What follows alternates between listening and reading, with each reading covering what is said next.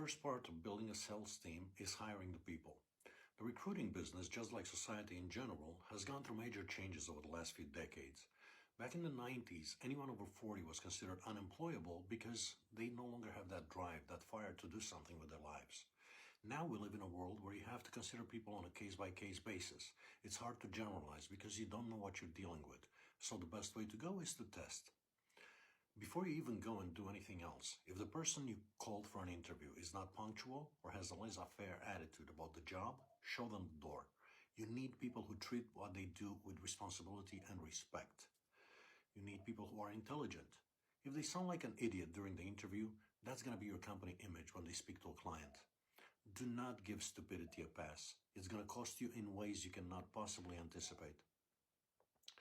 Observe if the interviewee has the ability to listen. You need an ambivert who is socially aware. Dealing with clients is a back and forth symphony, not just a monologue from a script.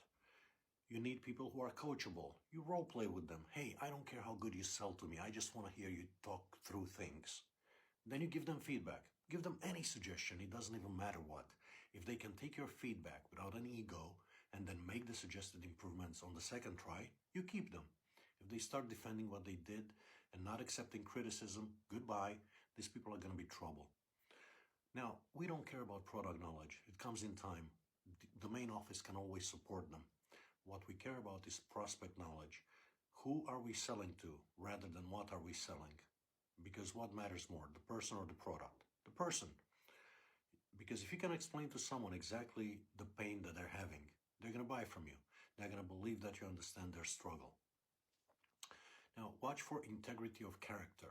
If they start to entertain office gossip or bad-mouthing their colleagues or their supervisors or constantly complaining, these people are going to betray you at the earliest opportunity.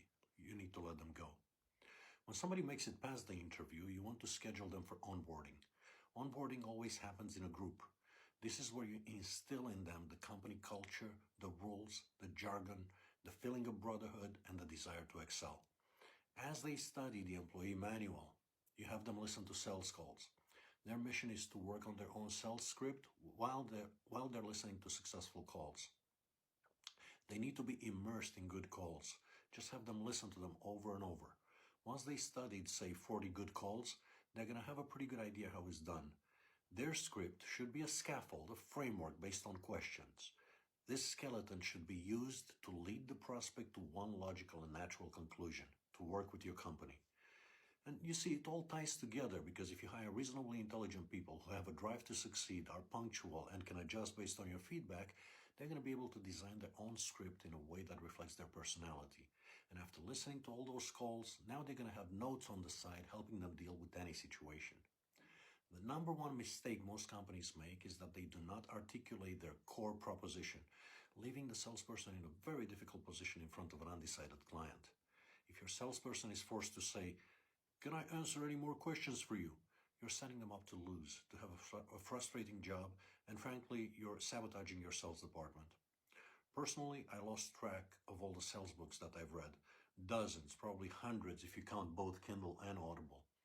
There are a few apparently knowledgeable authors who suggest having a framework.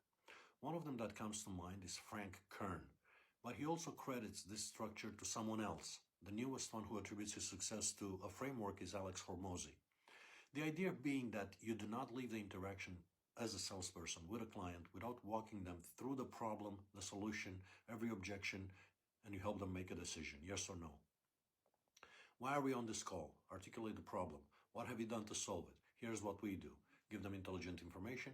Can we agree this problem is better solved when we work together? Yes or no?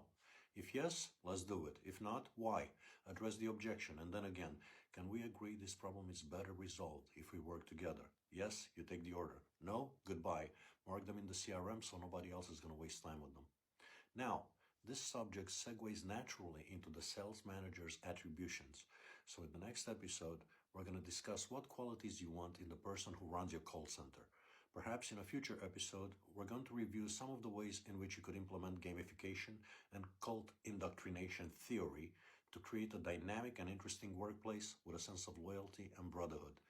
This way, you could have an exciting onboarding process and an organization that people line up to join.